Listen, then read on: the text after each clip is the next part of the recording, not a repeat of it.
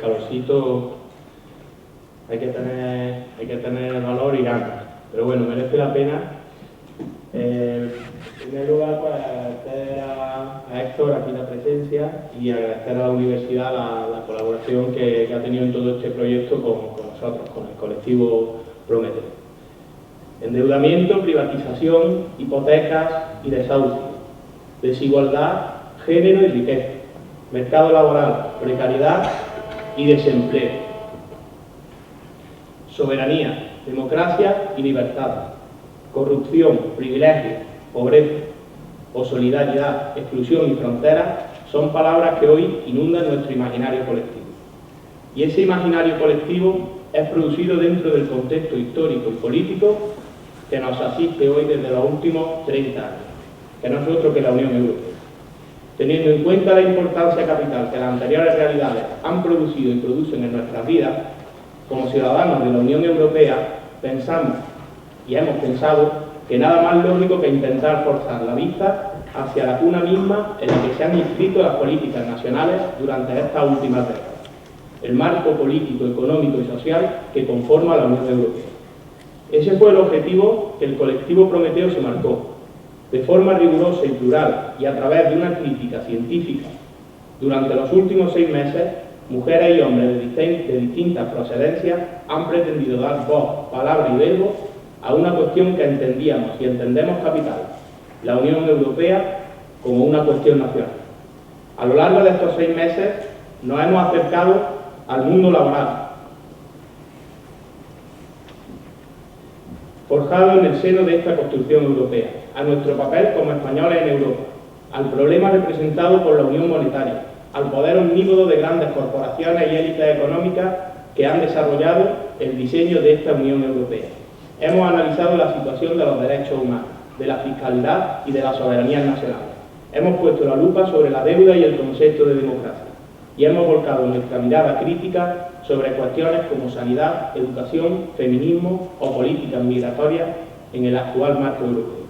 La conferencia de hoy, titulada Un proyecto de clase en la Europa neoliberal, pone el cierre a una serie de conferencias realizadas en colaboración con la UPA y a través de la cual hemos tenido la suerte de contar con personalidades y opiniones de la talla de Francisco Martín Seco, Lina Gálvez, Juan Torres o Yayo. Como decía anteriormente, hemos pretendido dar voz, palabra y verbo a la película de los acontecimientos históricos, políticos y económicos de nuestro pasado y de nuestro presente. Esperamos, citando al poeta, que después de esto todavía resuene algún eco hacia el futuro. Antes de terminar, me gustaría agradecer en nombre del colectivo Prometeo la valiosa colaboración de la Universidad de Córdoba, puesto que sin esta hubiera sido difícil y hubiéramos podido llevar a cabo este proyecto. Sin más, yo doy paso ya a José Antonio para que presente a Héctor y la conferencia de hoy.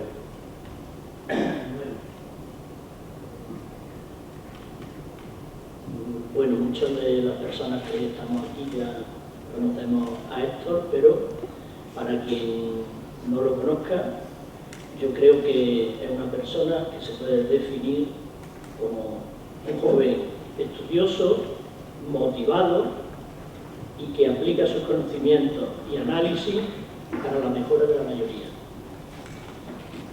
Desde muy joven estuvo motivado por el trabajo y ha sido prácticamente la obsesión una parte importante de la obsesión de su trabajo de toda la vida. Estudió Derecho, centrándose en el derecho laboral fundamentalmente, y haciendo después el doctorado, porque entiende que el derecho es un instrumento de transformación, aunque claro, depende de la correlación de fuerza que exista. No obstante, él tenía tiempo para muchas lecturas, a mí me consta porque he visto los libros que tiene, para, por ejemplo, las lecturas de los grandes filósofos, que creo que le gusta, o para el cine, que es un cinófilo muy potente. En su obsesión por el mundo del trabajo es lo que le da fuerza para encerrarse hasta sacar las oposiciones de inspector de trabajo, puesto que le parece de gran interés justamente para poner orden en el cumplimiento de las normas y evitar así los abusos, en la medida de lo posible, sobre las clases trabajadoras, y este puesto lo ejerce con un gran nivel de profesionalidad, como él hace todo, desde 2004. Desde el 2016, el año pasado, si no recuerdo mal, empezó también a impartir cursos en la universidad, compaginando también, tratando de hacer su labor de educación y explicación en los ámbitos en que puede. Ejemplo de esta dedicación comprometida y profesional es la publicación en 2012 de El huracán neoliberal, una reforma laboral contra el trabajo. Y los que lo hemos seguido, pues hemos visto cientos de artículos de opinión en distintos medios, siempre con esa labor educativa y explicativa sobre la llamada crisis y sus causas.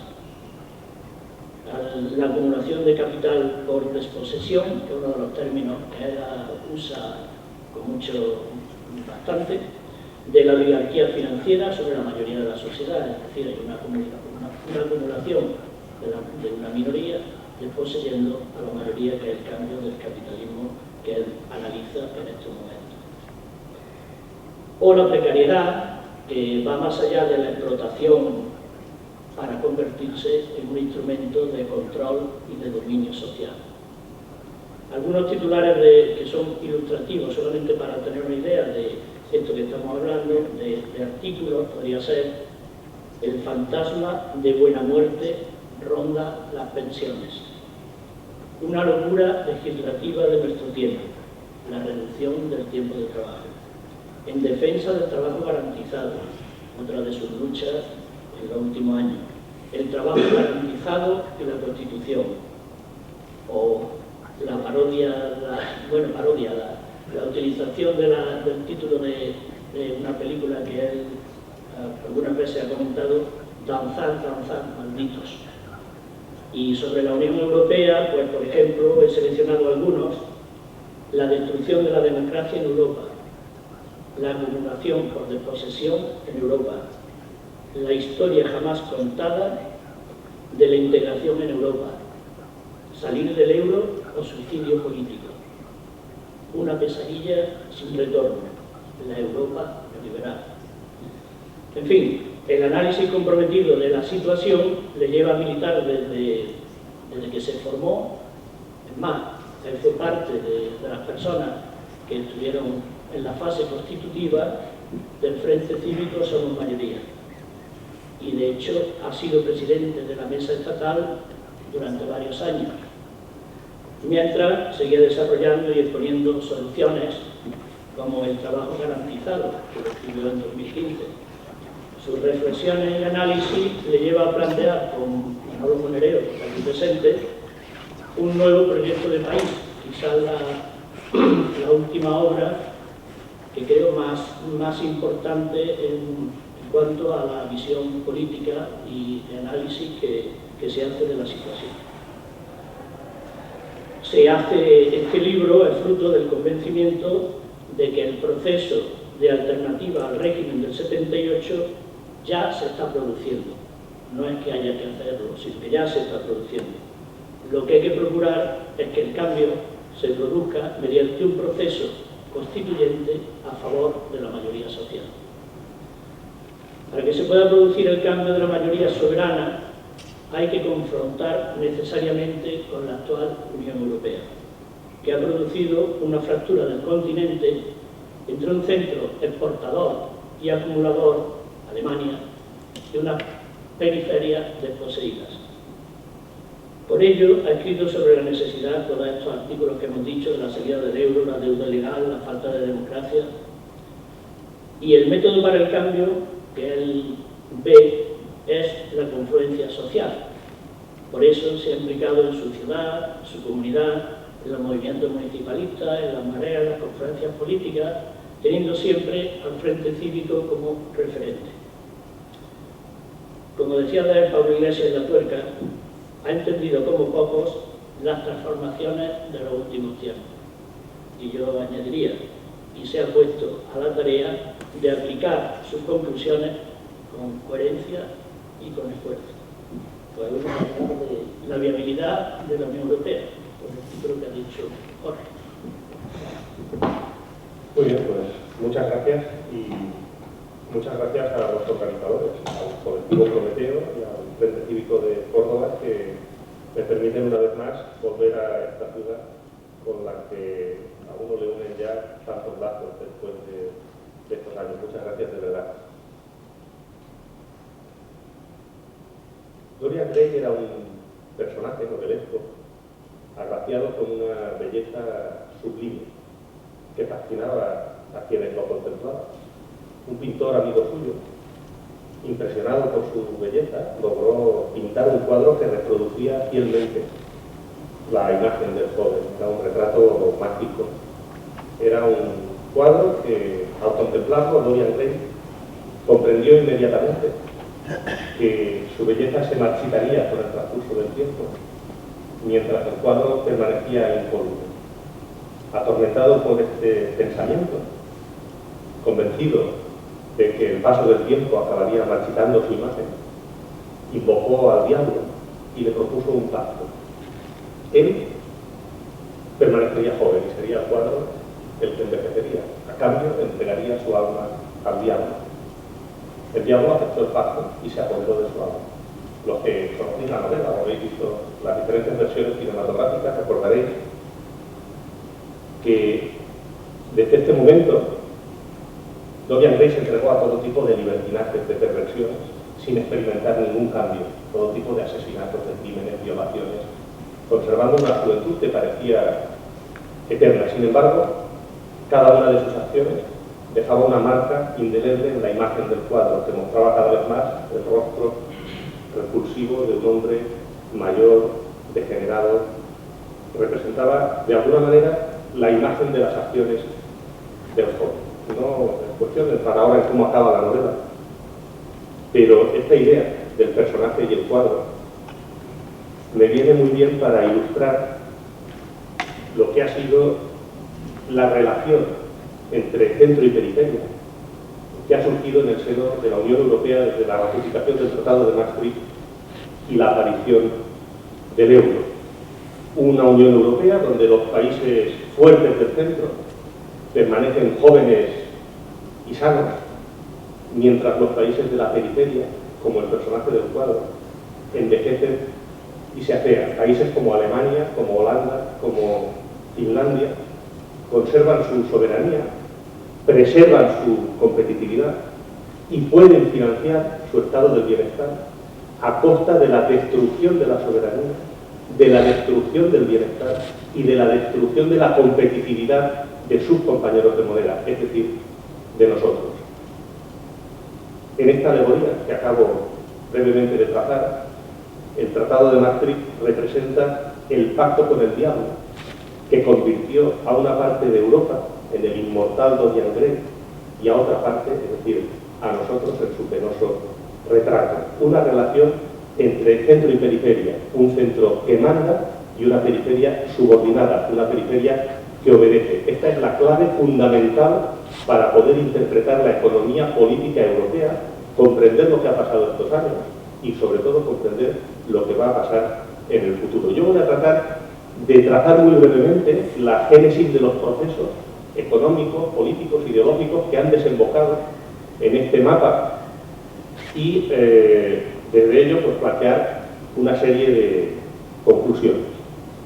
Para ello es fundamental empezar retrocediendo en el tiempo a la década de los 70, al momento de la penúltima gran crisis del capitalismo, la crisis llamada del petróleo, caracterizada, como sabéis todos, por un incremento del precio de las materias primas, fundamentalmente del petróleo, y por una agudización de la competencia internacional. Era un contexto difícil, años 70, pero había un país que tenía una ventaja para potenciar su crecimiento a base de exportaciones.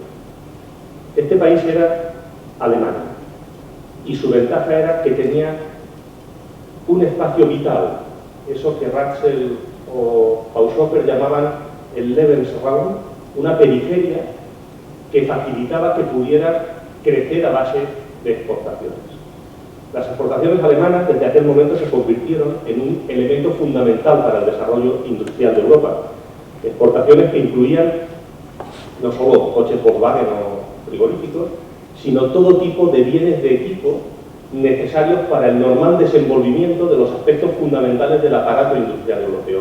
Alemania se revelaba cada vez más como una economía capaz de producir de manera eficiente todo tipo de bienes de equipo y de consumo, y se revelaba cada vez más como incapaz de generar endógenamente la demanda necesaria para absorber su producción industrial. Pero tenía una ventaja, una periferia europea que le proporcionaba la porción de demanda necesaria para absorber su producción industrial, cantidades ingentes de consumidores capaces de dar salida a todos esos productos eficaces e innovadores fabricados por la gran industria alemana. Este es el contexto fundamental, la pauta de la economía política europea fundamental que caracteriza la fase, el momento en el que se produce la ratificación del Tratado de Maastricht y posteriormente la aparición del euro. Es decir, la presencia en el corazón de Europa de una potencia exportadora que desarrolla una estrategia de crecimiento y de financiarización basada fundamentalmente en incrementar sus excedentes comerciales con respecto a sus vecinos, en incrementar sus exportaciones y mejorar su posición en el esquema europeo. La finalidad fundamental, el objetivo fundamental de Alemania cuando acepta el euro es precisamente este: reforzar su posición en Europa como exportadora neta de todo tipo de bienes de equipo y de consumo y como importadora neta de demanda general. Esta estrategia tenía un problema.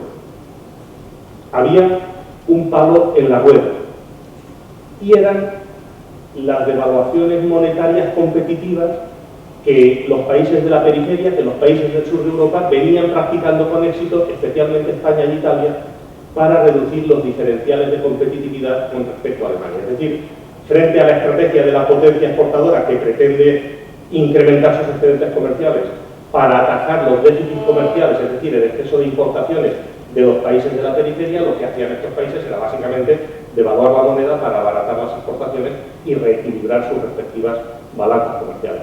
Este era el obstáculo, el palo en la rueda a la estrategia de Alemania para imponerse como la primera potencia exportadora del mundo.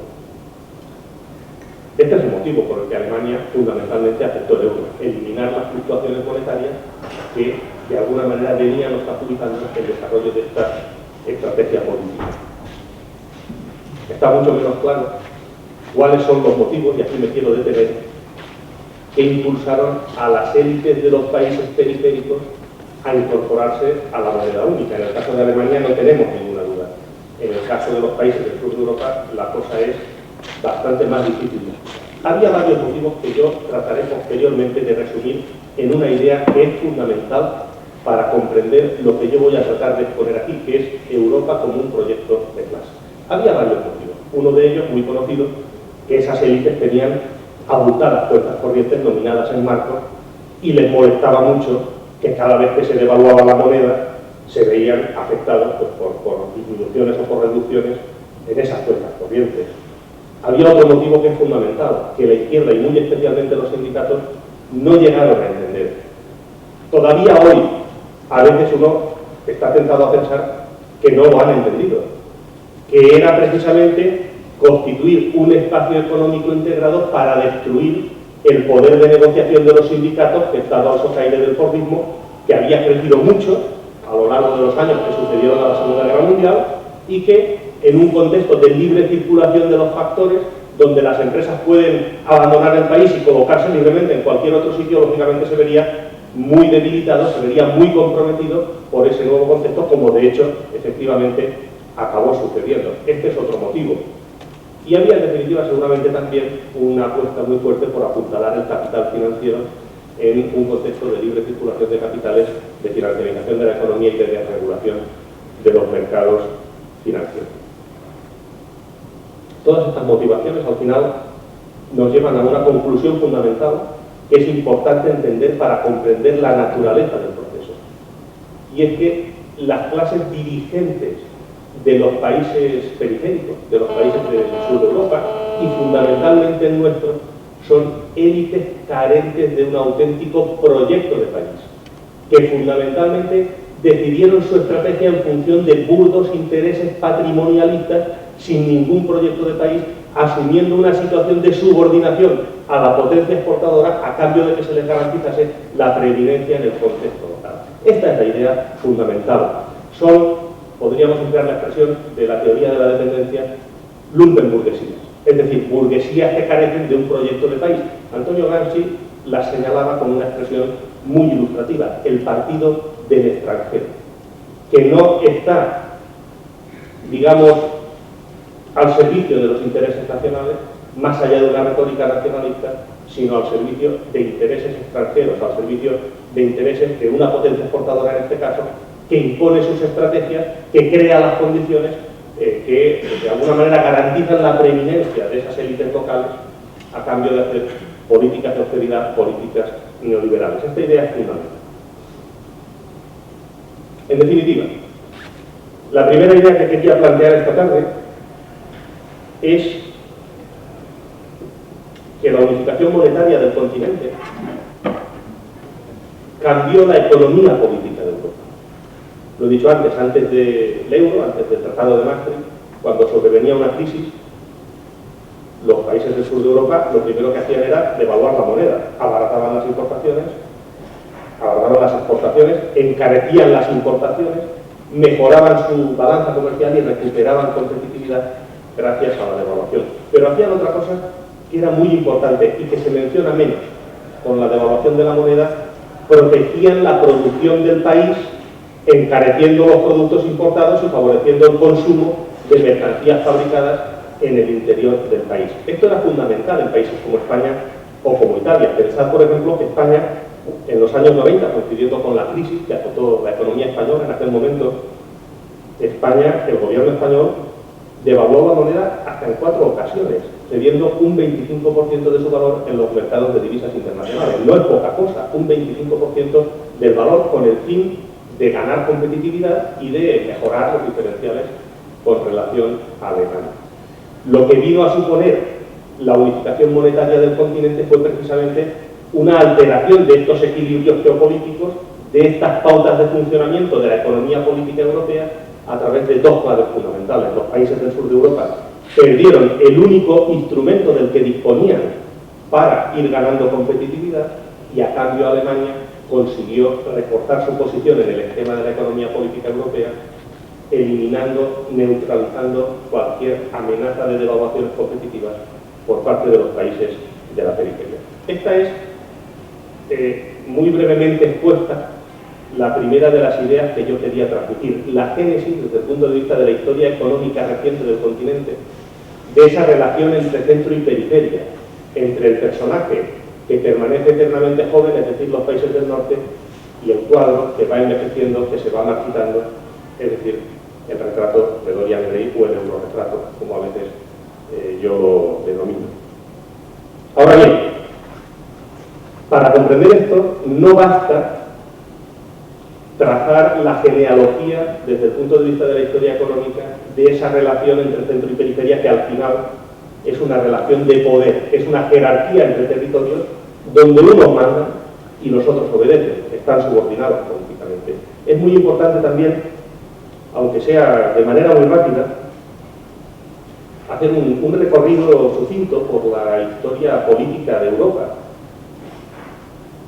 y ver algunas cuestiones que es posible que esta tarde, diga yo aquí, sean no demasiado correctas políticamente hablando. Lo diré como lo pienso. Alemania siempre ha sido un problema para Europa.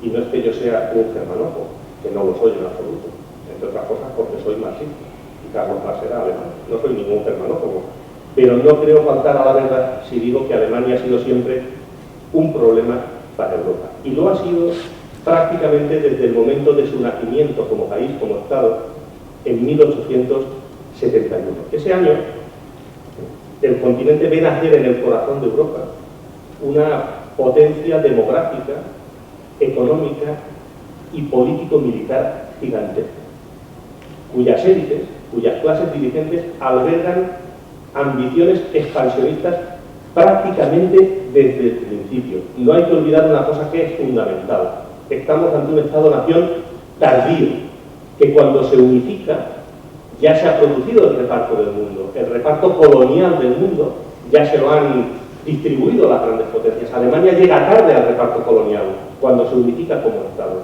Y este es el motivo de que prácticamente desde el principio hay una corriente ideológica dentro de la tradición conservadora alemana que es muy importante, que se llama pangermanismo, cuya idea fundamental es la constitución de un imperio colonial en suelo europeo. Ante la imposibilidad de construir un imperio territorial similar al británico o al francés, ya desde el primer momento, entre las élites alemanas se plantea la necesidad de construir un imperio colonial en territorio europeo. Es lo que se denomina el pangermanismo.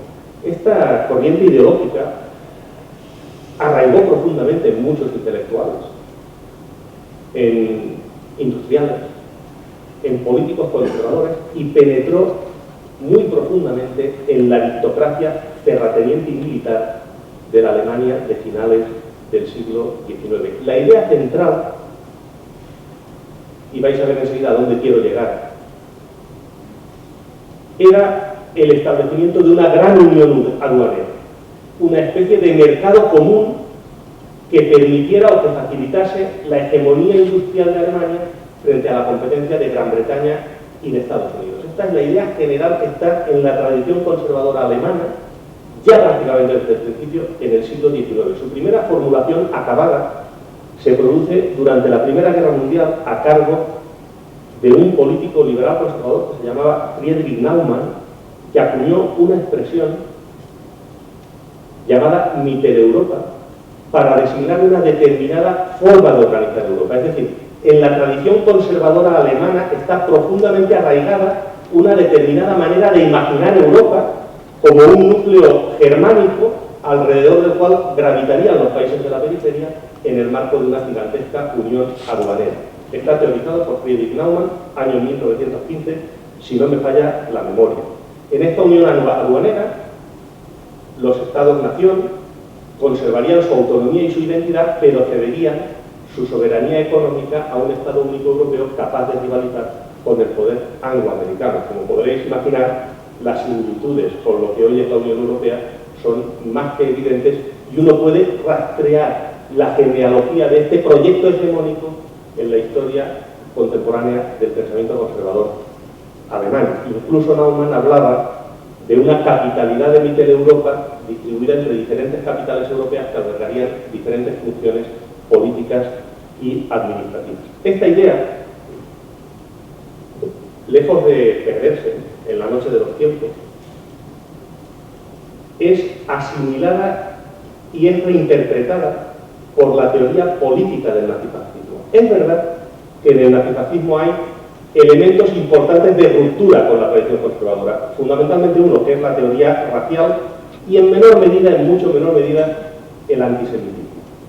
Hay elementos de ruptura, pero hay una conexión fundamental del nazifascismo con la tradición conservadora pangermanista en la configuración del nuevo orden económico europeo que imaginaban los nazis para después de la Segunda Guerra Mundial. Es lo que un gran historiador italiano llamado Gattei ha llamado el euro de los nazis. Ellos teorizaron un gran espacio económico europeo que habría de facilitar el desarrollo económico de Alemania con posterioridad a la Segunda Guerra Mundial. La idea era sustancialmente la misma: un núcleo de países generadores de excedentes, dominante, económicamente avanzado, homogéneo, frente a una periferia importadora, subordinada políticamente y cada vez más dependiente desde el punto de vista económico, que estaría constituida fundamentalmente por la Unión Soviética, pero también por los países del sur de Europa y otros territorios. Como todos sabéis, la derrota de Alemania en la Segunda Guerra Mundial dio al traste con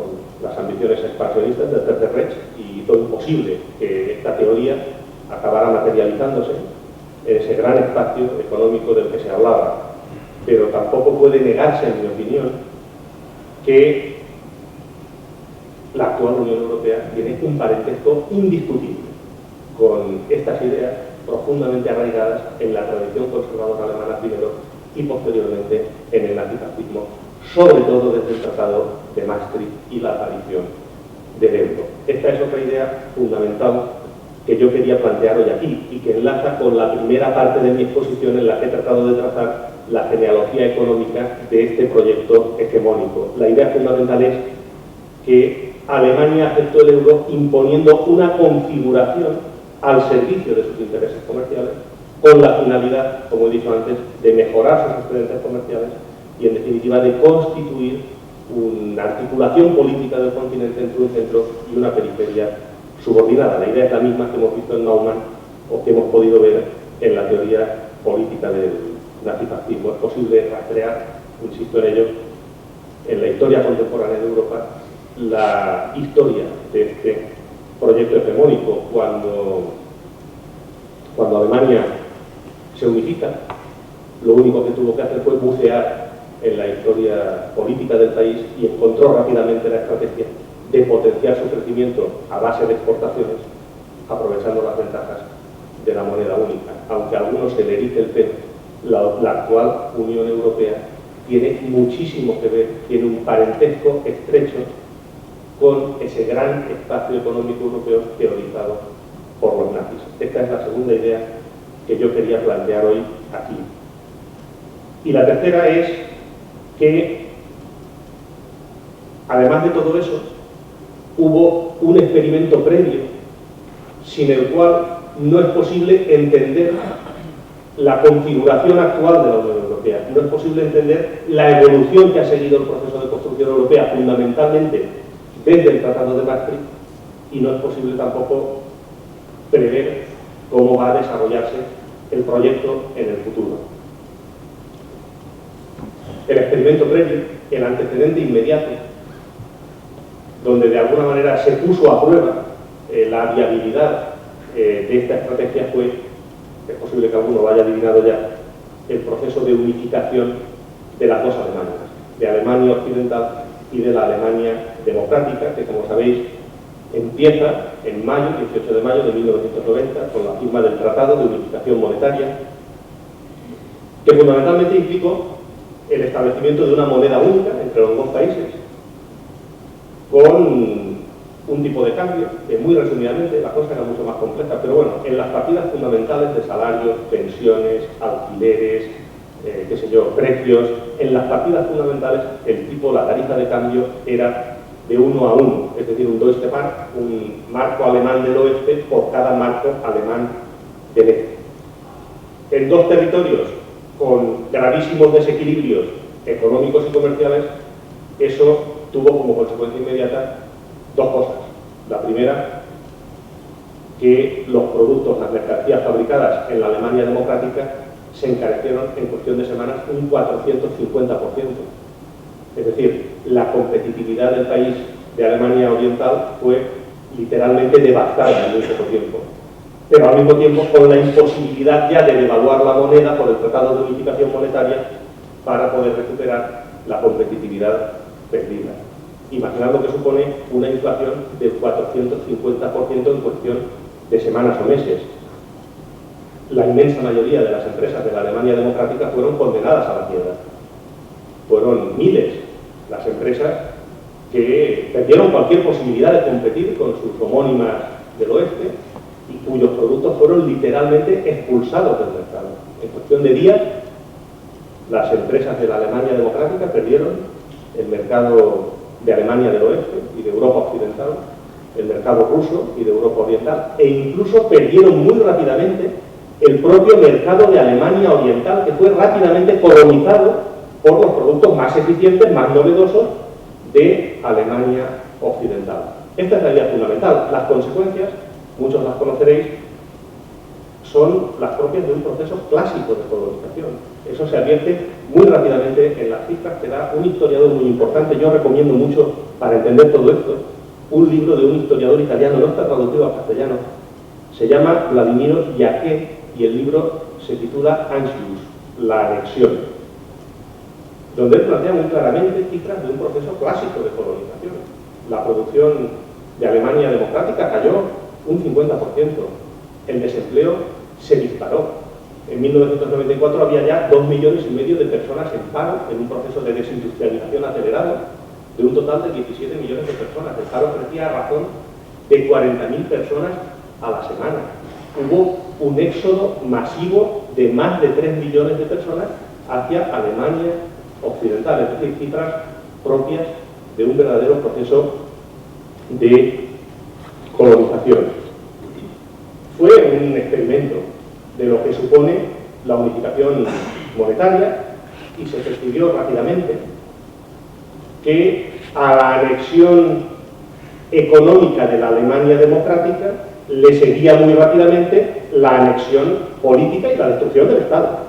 Esta es la idea central, o dicho más claramente, la destrucción de la soberanía de la Alemania democrática fue la consecuencia de la destrucción de su soberanía económica, de su autonomía económica a través de la unificación monetaria. Lo que quiero resaltar, que es fundamental para comprender la actual configuración de la Unión Europea, lo que está pasando en Grecia, lo que está pasando en España, en Portugal, incluso en Francia, la idea central es la fuerza del vínculo monetario, su potencia constituyente, no solo desde el punto de vista económico, sino también desde el punto de vista político. La unificación monetaria de varios territorios crea una relación de poder entre los territorios, crea una jerarquía de poder, crea una articulación que no es solo económica, sino que es fundamentalmente política, una articulación entre territorios a partir de una jerarquía de poder donde unos territorios mandan y otros territorios obedecen. Unos son el centro y otros son la periferia, subordinada y cada vez más dependiente desde el punto de vista económico. Este fue el experimento. Ha habido otro en la historia contemporánea de Europa, que simplemente citaré el caso, por ejemplo, de la unificación italiana en el siglo XIX, pero este era muy reciente. Quiero decir con ello que, al final, entre lo que fue la unificación alemana y lo que fue la Europa de Maastricht y la unificación monetaria de Europa, había una evidente conexión. Es verdad que las cifras no eran las mismas. Digamos que las consecuencias catastróficas de la unificación alemana para la Alemania democrática no se expresaron con la misma intensidad en el caso de los países del sur de Europa después de la implantación de la moneda única. Pero la naturaleza del fenómeno era exactamente la misma desindustrialización, caída del Producto Interior Bruto, desempleo masivo, emigración de la juventud, endeudamiento creciente por la necesidad de financiar déficits comerciales imparables, etcétera, etcétera, etcétera. Es verdad que en el caso de la unificación alemana el proceso fue mucho más intenso, mucho más rápido y mucho más agudo, pero la naturaleza del proceso es el mismo y en el fondo lo que algunos defendemos desde hace tiempo es que lo que viven los países del sur de Europa es una nueva colonización. Esto es lo que ha supuesto, en mi opinión, la moneda única y la ratificación del Tratado de Maastricht, visto en la perspectiva histórica que nos da ya el paso del tiempo. Y por eso decía al principio que en el caso de Alemania no hay duda de cuáles fueron los motivos que la impulsaron a aceptar el euro, a aceptar la unificación monetaria. Había en la tradición conservadora alemana un proyecto hegemónico muy claro de una determinada forma de organizar Europa alrededor del núcleo germánico, exportador, generador de excedentes y económicamente homogéneo, y subordinando a una periferia cada vez más dependiente desde el punto de vista político. El problema es cómo entramos nosotros. Esta es la pregunta fundamental que habría que hacer. Y aquí entramos en la idea, vuelvo al principio de mi exposición, de lumpenburguesía, es decir, del partido del extranjero, de élites políticas que nunca tuvieron un proyecto de país para España, que funcionaban a base de intereses patrimonialistas y de una cosa que es muy importante y que hoy se está empezando a ver en toda su magnitud, que es la corrupción. La corrupción. Estos son los motivos que explican cómo fue posible que países como el nuestro se embarcasen en esa aventura sobre la base de motivaciones espurias que vistas hoy en perspectiva pues resultan un auténtico insulto a la inteligencia, ¿no? Estas son las ideas fundamentales que yo quería plantear. Llegados a este punto,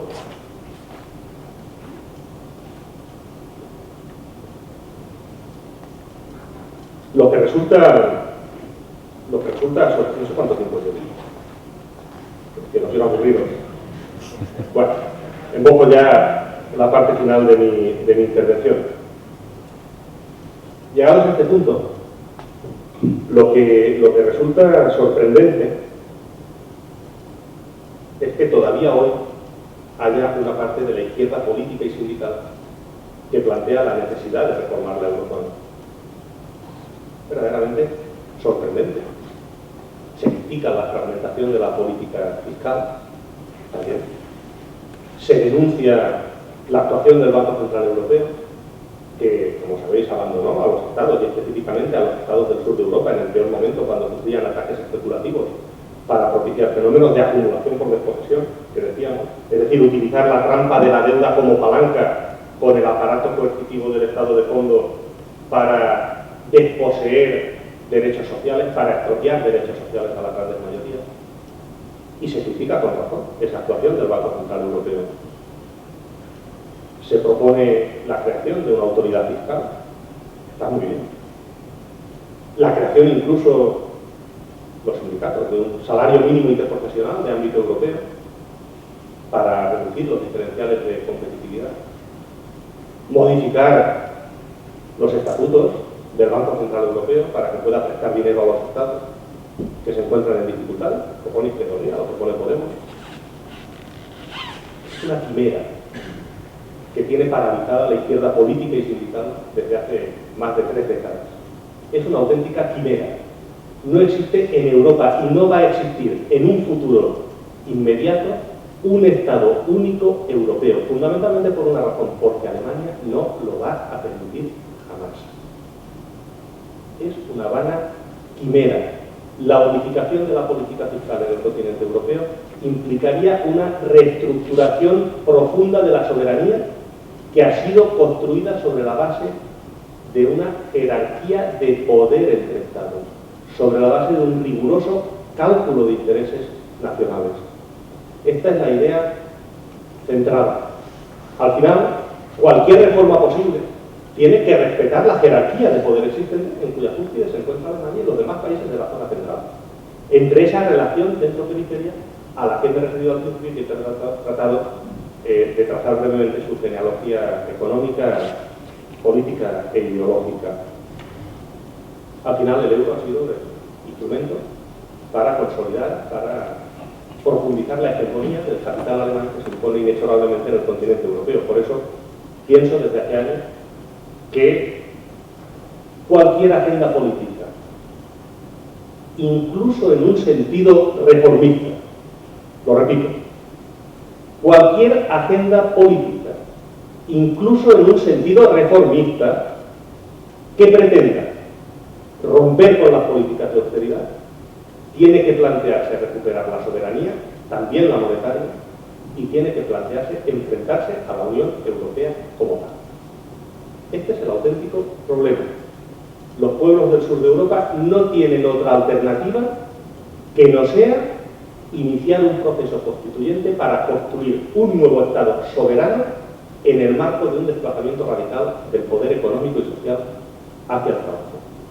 Yo espero, y voy terminando, tengo mucha esperanza en el próximo martes, día 13 de junio, porque yo tengo la esperanza de que en el debate de la moción de censura se le plantee al país un nuevo proyecto de país, algo que vaya mucho más allá de Podemos, algo que vaya mucho más allá incluso de Unidos Podemos, la construcción de un nuevo Estado, un nuevo proyecto de país que tiene que pasar por la recuperación de la soberanía, seguramente por reestructuraciones de deuda, por la creación de una banca pública que asuma el puesto de mando de la economía. Tanto que se habla de la transición del modelo productivo, de que hay que cambiar el modelo productivo. Llevamos años diciendo que hay que cambiar el modelo productivo. No es posible cambiar el modelo productivo sin una banca pública en el puesto de comando de la economía que pilote la transición de un modelo basado en el ladrillo y la especulación a un modelo basado en la economía real, productiva e industrial. Nacionalización de sectores estratégicos. Lo planteaba estos días Jeremy Corbyn, que no es que sea tampoco, ¿no?, un bolchevique, como decíamos esta mañana, un socialdemócrata básico. Está planteando la necesidad de nacionalizar la energía, el transporte, las telecomunicaciones, recuperar los servicios públicos, una política industrial.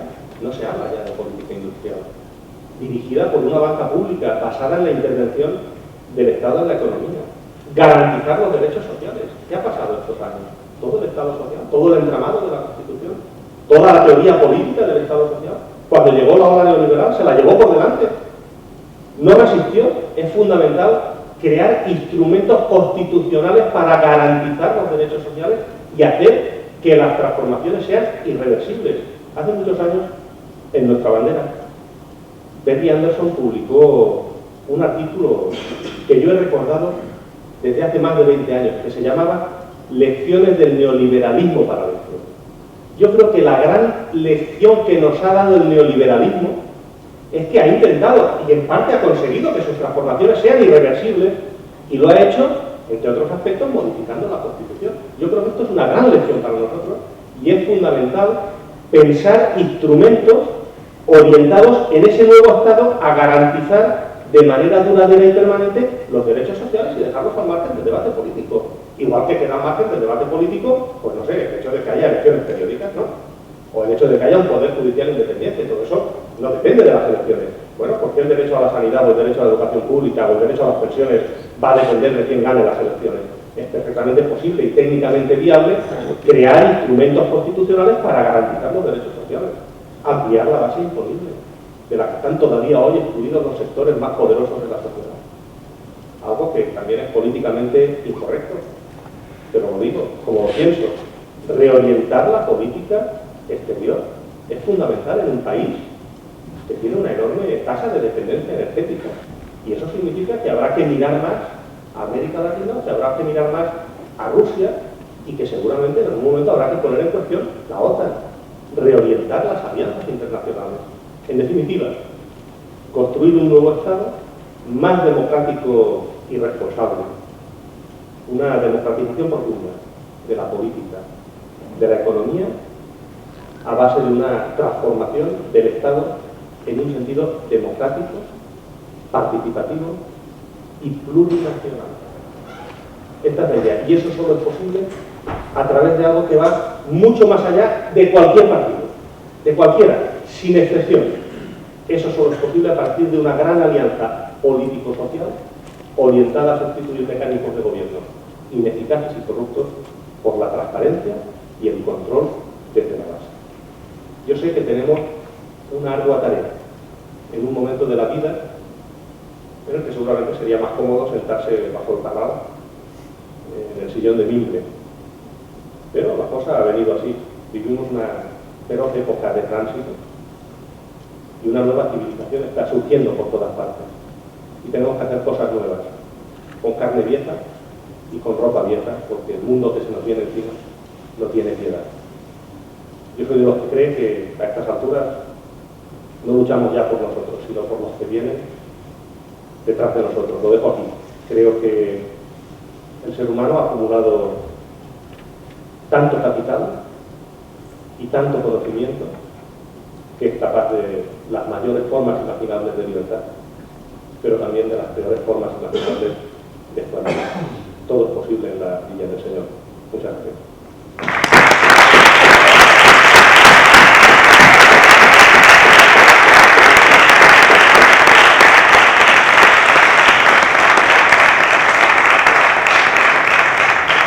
Bueno, pues como vamos bien de tiempo, podemos abrir un turno de preguntas para hacerle a Héctor respecto a estas u otras cuestiones, porque sí agradeceríamos la concisión en la formulación de las mismas. Entonces paso a tomar la palabra.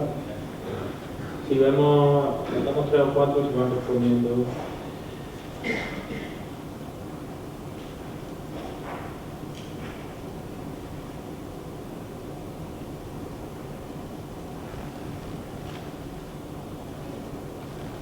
Vale, pues si no, vamos con la primera. La hipótesis esa de que Alemania le interesaba el euro para no tener competencia, digamos, con otros países a nivel industrial.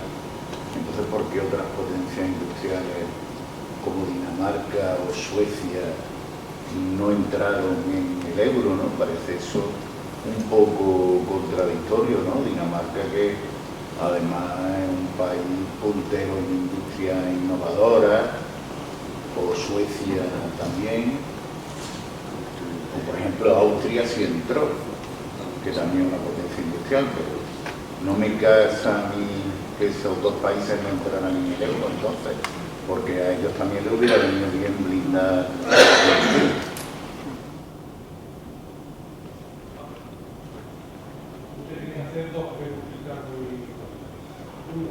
¿Qué opina sobre los acontecimientos recientes de divergencia entre Donald Trump y Merkel? ¿Cómo pueden influir en el proceso de la Unión Europea? Sería mi primera pregunta. Y la segunda, has definido el tema de la Unión Europea y, a mi entender, no sé si lo compartes, compartiendo todo lo que tú has dicho, el tema de la pata de Francia, que creo que es otra pata importante, porque toda la política, por ejemplo, agraria y tal, pivota sobre Francia, y todo lo que es la Unión Europea tiene a los dos palos, es decir, que no solo es Alemania, sino que Francia sería... Otra cosa es que haya ido decayendo Francia en el proceso histórico, pero en su génesis sí comparte que es el tándem Francia-Alemania, siendo Francia la que se queda con una parte también del pastel, lo mismo que Alemania se queda con el tema industrial.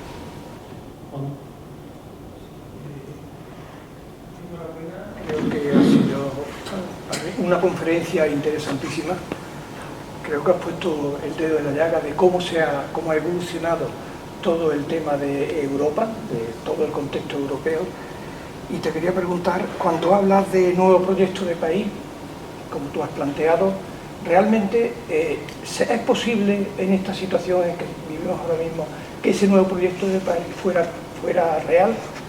Y en segundo lugar, ¿qué consecuencias traería la salida del euro y la salida también de esta Unión Europea, con la que no estamos de acuerdo, para España o para los países periféricos? Habéis hecho varias preguntas, todas muy interesantes y algunas muy difíciles de responder. Claro, el problema de países como Dinamarca o Suecia es que vieron claramente lo que significaba para estos países entrar en el marco de la Unión Económica, de la Unión Monetaria, y decidieron quedarse fuera. Y además lo votaron, porque veían que esa Unión Económica, de alguna manera, no solo articulaba una relación de espacio económico que iba a generar esta fractura en el continente, sino que además constitucionalizaba el neoliberalismo.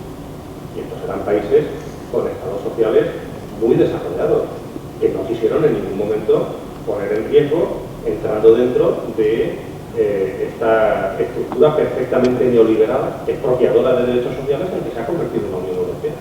Estos países prefirieron quedarse fuera y yo creo que el tiempo les ha dado la razón, indiscutiblemente, hicieron lo correcto, pero eso no es contradictorio con que la actual Unión Europea de alguna manera responde, ahora entraremos en lo de Francia, porque lo que planteaba Juan Balsera es muy interesante, responde a una determinada concepción de cómo organizar Europa alrededor del núcleo germánico. Es verdad, hubo países que decidieron quedarse fuera, no solo estos, Gran Bretaña desde el primer momento, y ahora incluso con el Brexit, fuera incluso de la propia Unión, ¿no? Pero así es. De hecho, se da una paradoja, y es que en Europa cada vez que deja votar a la gente, votan en contra, ¿no? Pasó en Francia, pasó en Grecia, ha pasado en varios sitios, ¿no? Sobre las divergencias que se han producido entre Trump y Merkel, bueno, vamos a verlo. Yo creo que todavía es pronto para ver cuál va a ser la orientación de Trump, ¿no? Pero yo tengo la sensación de que lo que expresa es el colapso de la globalización. Y al final la Unión Europea no es más que el instrumento para extender en el continente europeo las peores consecuencias de la globalización. Y ahí hay un choque de intereses que vamos a ver cómo se resuelve. No tengo todavía una opinión clara para responder a tu pregunta, Juan. Está por ver hasta dónde van a llegar y esa divergencia en que puede acabar convirtiéndose. O dicho de otra forma, que Alemania pueda acabar desafiando a Estados Unidos. Yo no lo sé. Ahora mismo no soy capaz de responder a esa pregunta. Podría o no es descartado. Pero yo creo que es pronto para sacar esas conclusiones. Lo que has planteado sobre el tándem de Alemania y Francia es muy importante, porque, fíjate, en el proceso de construcción europea,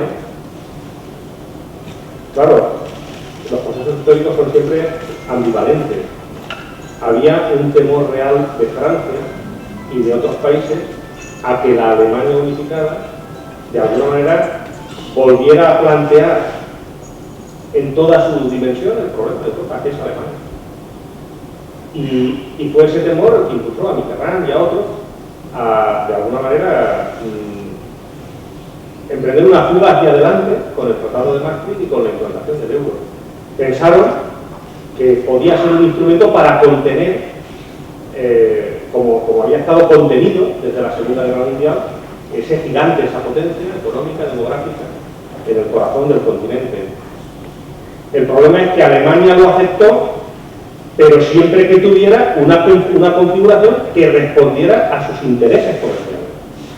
Y fue en ese juego donde el proceso de construcción europea adopta la forma que conocemos actualmente, es decir, un proceso en el que Francia quería de alguna manera atar a Alemania en un marco más amplio, pero en el que al mismo tiempo Alemania consiguió imponer sus intereses comerciales en la configuración política de la moneda única.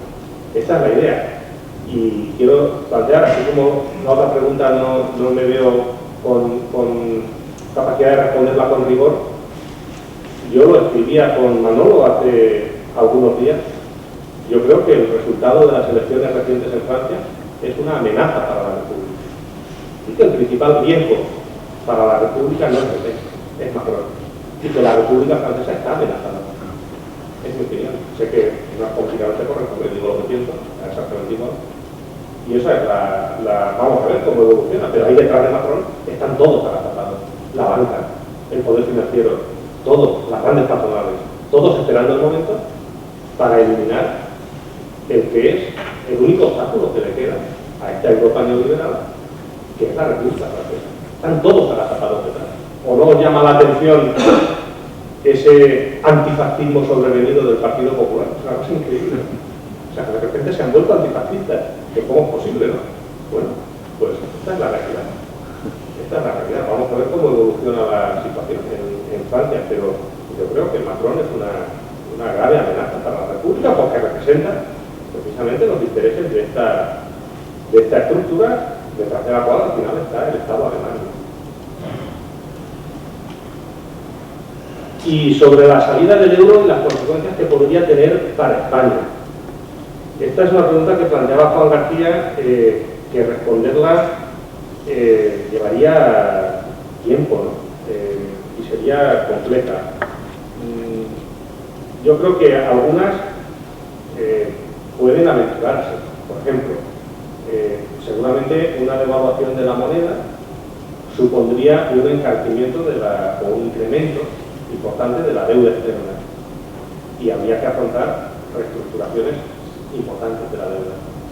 Bien, es posible. En todo caso, economistas de plena solvencia, como Pedro Montes, plantean que es impagable. Por lo tanto, si a largo plazo es impagable, afrontar una reestructuración tampoco me parece un argumento, una objeción definitiva, ni muchísimo menos. Es verdad que habría complicaciones, ¿no? Yo creo que en general, al final,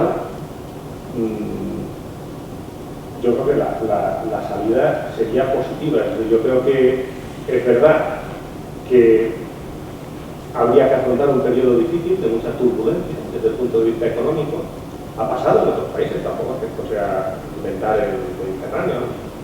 Pero creo que a largo plazo recuperar el control de la política monetaria permitiría que la juventud en este país tuviera un futuro, que es donde está el auténtico problema. Porque el problema al que se enfrenta España no es el problema de una crisis económica, es la destrucción como país. España está en transición a su desarrollo. No hay futuro posible dentro del actual marco político y económico. España irá languideciendo y se irá apagando como una pavesa, la juventud irá emigrando y acabaremos pues, convertidos en un país subdesarrollado. Este es el problema. Todo esto, mientras existía la burbuja inmobiliaria crediticia, no se veía. Es verdad, los salarios iban bajando, las industrias se iban yendo, sí, pero teníamos tarjetas de crédito, comprábamos muchos pisos, nos íbamos de vacaciones, ampliábamos los préstamos, nos cambiábamos los muebles, no se notaba.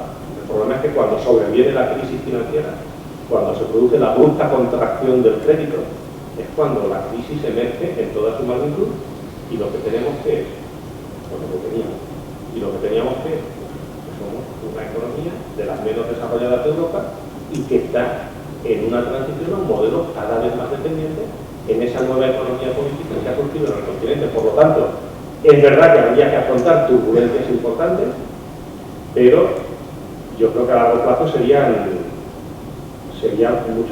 preferible recuperar los instrumentos de la política económica. Consecuencias inmediatas, que es lo que a la gente siempre le preocupa más. Yo voy a tratar de responder con un ejemplo. Es el caso de Francia. Fijaros, en las últimas elecciones en Francia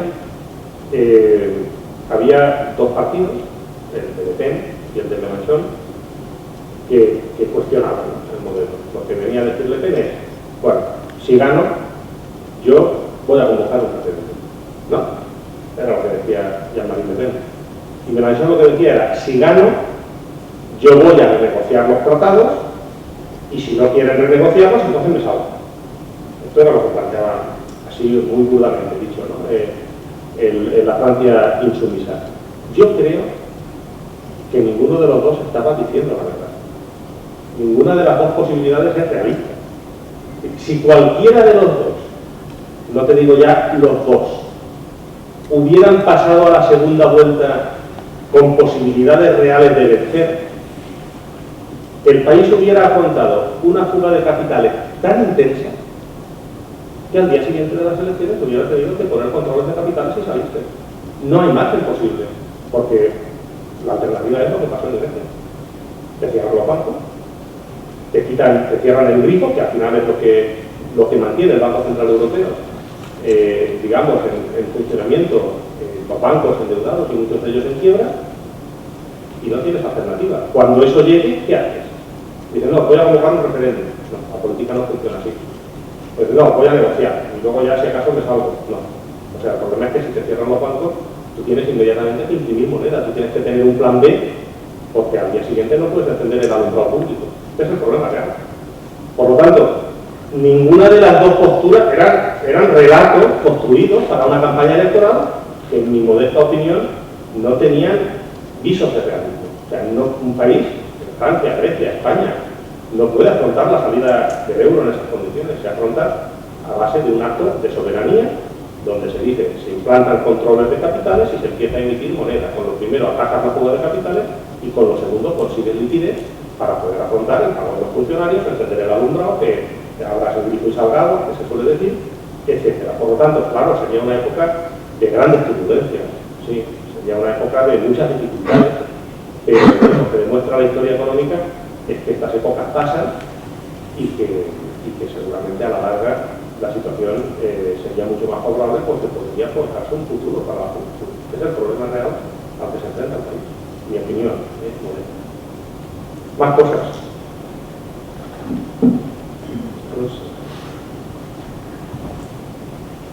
Pasa Por cierto, Rosa, perdona, disculpa, se me ha olvidado, porque es que hablaba Juan y quería decirlo y se me había olvidado. Consecuencias de la salida del euro. Otra de las que se habla mucho, que se menciona mucho, bueno, es que había inflación, no, esto lo dicen los economistas, ¿verdad? Había inflación, muy bien, había inflación. ¿Qué? No pasa nada porque haya inflación. Tú tienes instrumentos de política monetaria para evitar que la inflación afecte a las clases populares. Y una cosa más, un detalle que de alguna manera nos permite entroncar con esta idea de lumpenburguesía de la que os hablaba antes. O sea, hay en la economía española todavía hoy, hay estudios que demuestran que existe todavía una inflación latente por la manera en la que se produjo la implantación del euro.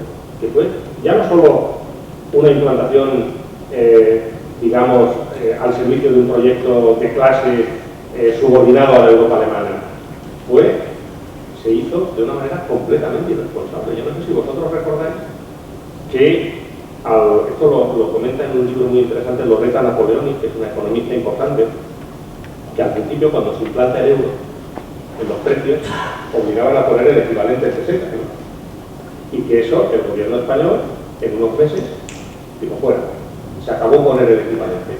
Y eso provocó un proceso de inflación que, bueno, algunos estudios cifran entre el 15 y el 20%, es decir, es una cifra escandalosa, es una inflación latente todavía en la economía española, que probablemente con un cambio de moneda afloraría y de alguna manera se reduciría, con lo cual es posible que amortiguase también un posible proceso inflacionista si es que llegase a producirse, que podría producirse, es posible, ¿no? Bueno, son algunas de las consecuencias que más habitualmente se citan, ¿no? Aparte ya hemos hablado del posible incremento de las deudas y demás. En fin, esta sería un poco la respuesta que quería comentar. Perdona, Rosa.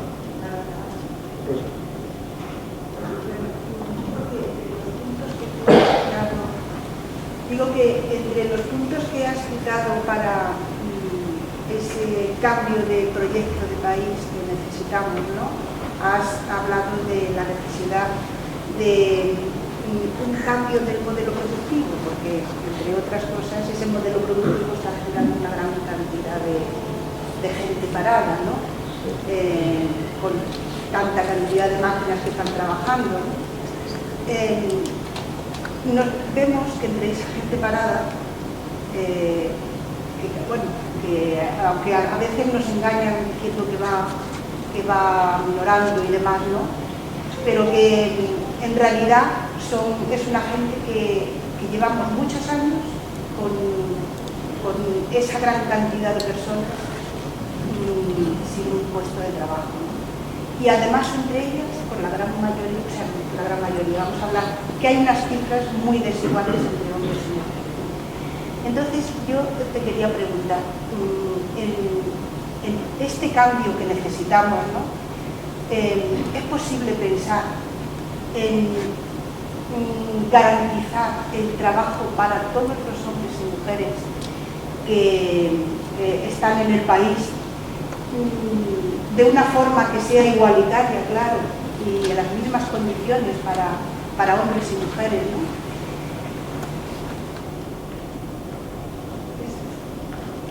¿Es posible esto? ¿O hay que estar sabiendo siempre que tiene que haber una gran cantidad de personas y la verdad y la pensar mal cuando haga falta y cuando no?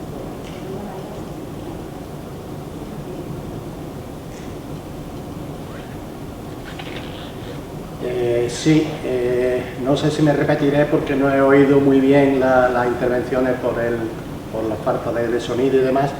En principio, felicitarle por su espléndida explicación y me ha parecido o he percibido fundamentalmente en su última parte, le he percibido un tanto o bastante optimista de cara al futuro.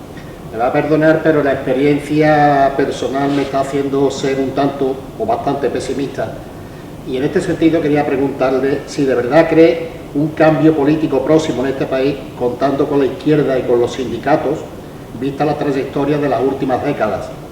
Además, si cree que el PSOE de verdad va a realizar una política de izquierda en el futuro, después de estas primarias y de este espectáculo que han estado dando y en el que muchos de verdad no creemos. Y por último, no sé si, aunque se sale un poco quizás del tema, pero si de verdad el pánico, la amenaza terrorista yihadista que se está produciendo en varios países de Europa puede influir, o cómo puede influir en el futuro de Europa más próximo.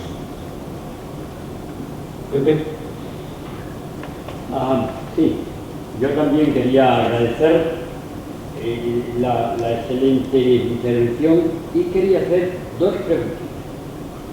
Una es, en mi opinión, ¿cuál es la viabilidad de la coexistencia de varias monedas contemporáneamente, sea de forma permanente o de forma transitoria? Y la segunda, habló de nacionalización de la energía, que yo interpreto como conseguir una soberanía energética. Me gustaría conocer su opinión sobre la necesidad, en esa nueva situación hipotética, de la soberanía alimentaria.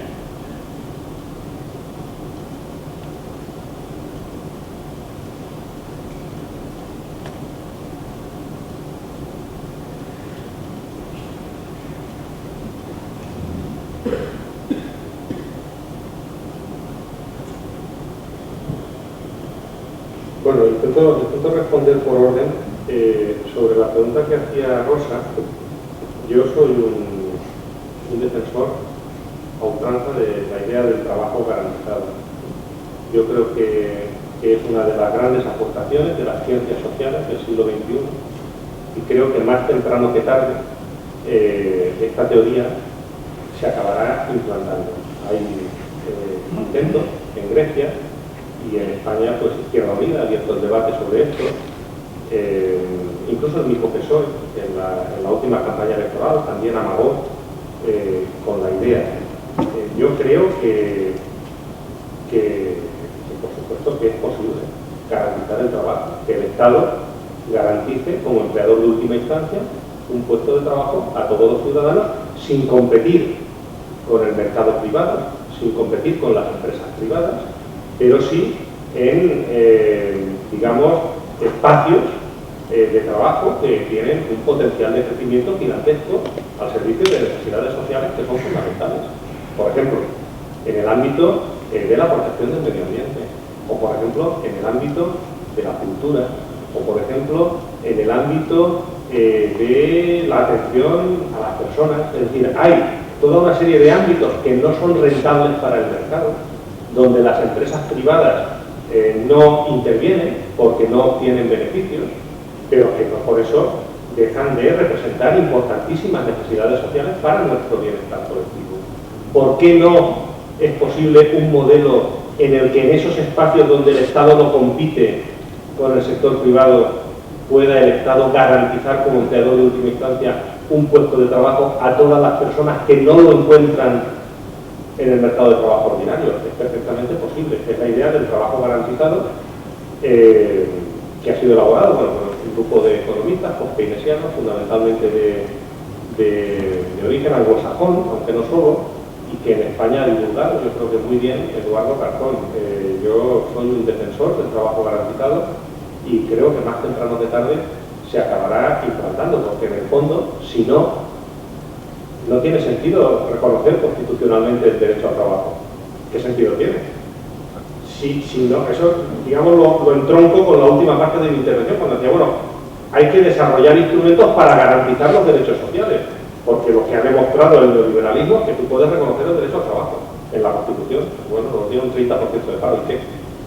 Si tú no generas instrumentos que de alguna manera comprometan el cumplimiento de los derechos sociales, bueno, pues evidentemente al final se queda, la Constitución acaba convirtiéndose, como dicen los juristas, en un plato box, ¿no? En una especie de brindis al sol que nadie se cree, ¿no? Este es el problema. Entonces yo sí creo, claro, yo soy un defensor del trabajo garantizado, desarrollar esto más. Yo tengo escrito sobre el tema, nos llevaría mucho tiempo y tampoco quiero aburriros, pero sí, hay una película muy interesante de Tim Robbins, que es la única que existe sobre el trabajo garantizado, no me acuerdo ahora del título, si me acuerdo ahora te lo diré, que es muy chula, muy interesante. Bueno, sobre la viabilidad de coexistencia de varias monedas.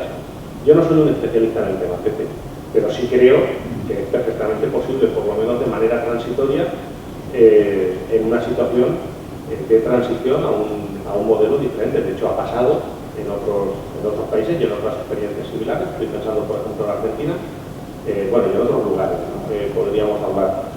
No soy un especialista, pero en cuestión no veo por qué no va a ser posible en un momento en el que tú necesitas liquidez, que el Estado genere instrumentos que de alguna manera le permitan funcionar a la ciudadanía. Al final, detrás de la moneda, lo que está es el poder del Estado, el poder de la soberanía. Esto es algo que a veces se pierde de vista, pero es fundamental entenderlo. Y yo estoy completamente de acuerdo. Y también con lo de la soberanía alimentaria. Ese debe ser un objetivo centrado. No es posible un país independiente sin soberanía alimentaria. No es posible.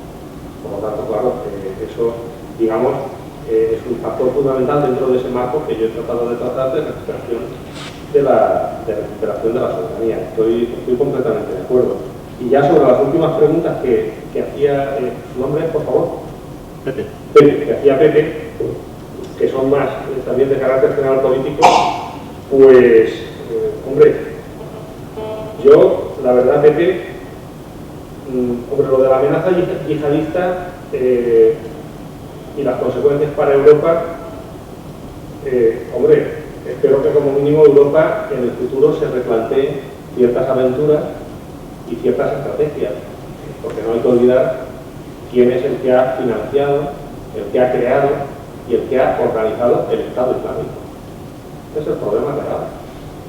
Por lo tanto, la actitud de Europa frente al Estado Islámico empieza a cambiar cuando se dan cuenta de que el problema lo tenemos aquí y de que necesitan a Rusia y de que no es posible una política de paz en Oriente Medio sin contar con Rusia.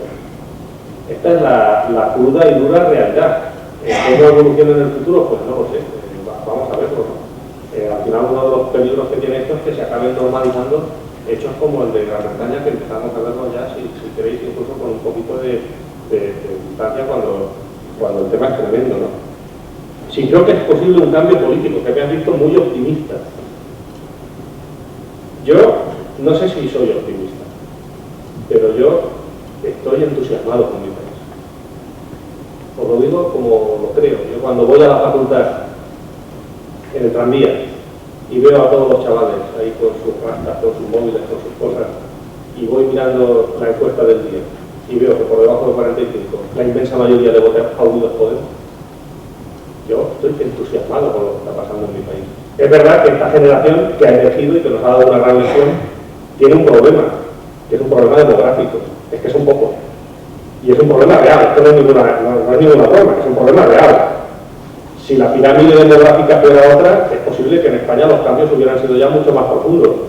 Pero a mí me entusiasma lo que está haciendo esta generación y creo que claro que es posible un cambio político en España. Que sea seguro, no, pero que la situación está muy abierta, yo sí lo creo y creo que merece la pena luchar por ello. No veo para nada que la crisis de régimen se haya cerrado en absoluto. El papel del PSOE, pues no me traía la pregunta preparada, pero improviso una opinión. Yo creo que lo que viene ahora es, lo comentaba estos días Manolo, una pugna feroz por la hegemonía en la izquierda, es el enésimo comienzo. Y yo creo que en las líneas de fractura fundamentales que hoy atraviesan a la sociedad española, yo creo que Pedro Sánchez no se va a aproximar a Podemos nunca, para nada. Por ejemplo, en el tema de Europa. O sea, no lo creo, porque si lo hiciera, el PSOE se rompería. Esa es mi opinión. Si él transgrediese ciertas líneas rojas, su partido no se lo consentiría. Otra cosa es que la pugna política que se va a producir va a ser muy compleja y difícil, pero habrá que jugar la pelea. Y a mí me da la impresión de que Pablo Iglesias es mucho más que Pedro Sánchez y que podemos vencerlo. No tengo dudas. Ahora, la pregunta que me haces, yo creo que en las líneas de fractura fundamentales Pedro Sánchez va a estar donde ha estado siempre, que es al lado del poder. Piensa, por ejemplo, en la cuestión territorial. El otro día, que faltó tiempo para llamar a Rajoy, dice que no. Lo que haga usted, yo estoy de acuerdo. Cuando Rajoy no lo había llamado ni para felicitarle. Y a este le faltó tiempo para llamarlo y decirle, poco menos, que si manda allí los tanques, él está de acuerdo. Bueno, yo creo que en las líneas de fractura fundamental, él va a estar al lado del poder y que si intentase separarse del poder, su partido no le dejaría y el partido se rompería. Y que lo que tiene pues es una pugna muy compleja por la hegemonía de la izquierda, pero yo creo que estamos relativamente bien situados para afrontarla, mucho mejor que lo hemos estado en el pasado, y para acabar venciendo, pero eso va a depender de lo que hagamos. Más cosas.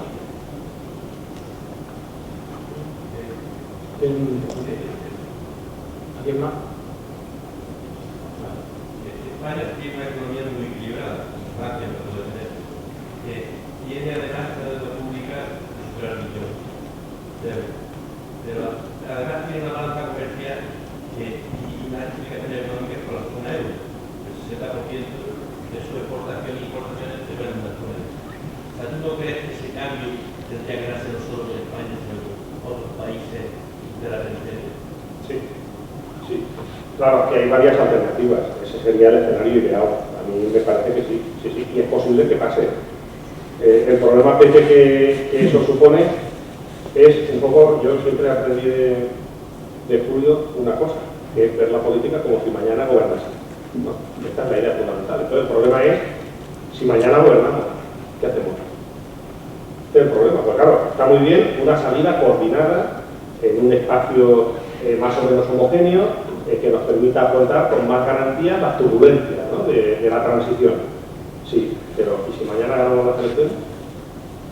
¿Qué hacemos como Grecia? Este es el problema real.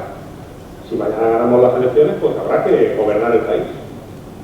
Y habrá que intentar resolver los problemas de la gente. Y eso pues puede implicar, en algún momento, un acto de soberanía. Claro, ahora, hay varias alternativas. Y además, desde el punto de vista monetario, hay también hay diversas alternativas. Está desde, digamos, la recuperación de la peseta hasta, bueno, la articulación de 2 euros, que al final viene a ser un poco esto que tú planteabas, con un espacio económicamente homogéneo, con un euro más débil y demás, que permita a estos países ganar competitividad. Es decir, esto podría adoptar muy distintas formas. Al final, en el fondo, estamos hablando de lo mismo que romper el marco actual. Y unas tienen un coste mucho mayor y otras, pues seguramente son más transitables, ¿no? Ahora, el problema es que si mañana, a 15 días de las elecciones, hay posibilidades reales de que Unidos Podemos triunfe en España, y yo creo que puede llegar a ocurrir, en ese momento empieza una fuga de capitales y tú al día siguiente de ganar, tú tienes que actuar. Este es el problema real. Y a las 48 horas te cierran los bancos. ¿Y qué haces? ¿Haces lo de cifras en Grecia? Porque este es el problema real. O sea, el problema es... Vamos a ver, el problema es que la situación de subordinación económica en la que se encuentran estos países, al igual que pasaba en el caso de la Alemania democrática, lo que acaba produciendo es la destrucción de la soberanía política.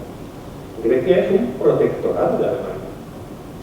España es un país intervenido económicamente, con un procedimiento en marcha por déficit excesivo que no sabemos cómo va a acabar. Quiero decir que si mañana gobernamos, ¿qué hacemos? Este es el problema real. Cuestión distinta es, yo no entro en, no estoy, cuestión distinta es que esto es cómo lo tengan que vender los partidos y los que se dedican a la política. Me refiero en los medios y demás. que hagan el relato como consideren que es preferible para que al final la ciudadanía responda. A mí me parece muy bien, pero yo no venía aquí a hablar de eso, yo venía aquí a hablar de política en serio. Y tú, si tienes perspectivas reales de ganar las elecciones, es un problema, y es que tienes un país intervenido. Entonces, ¿qué haces? Este es el problema real al que se enfrentan estos países, que han perdido su soberanía, y eso evidentemente genera una articulación de poder político. Y ahí es donde yo entiendo que habría que actuar si llegase el caso, ¿no? Ahora, eso no significa que escenarios como los que tú planteas serían preferibles, ¿sabes? Ahora, no es fácil sincronizar procedimientos de cambio en diferentes países al mismo tiempo, en procesos electorales, porque al final se trata de eso, pues no es tarea sencilla, es la que tienen estos países. No sé si respondo, pero es que tampoco tengo otra respuesta. Pepe. Bueno, pues con esto ponemos punto y final, agradeciendo de nuevo que Héctor nos haya dado la clase magistral y agradeciendo la participación vuestra. Hasta luego.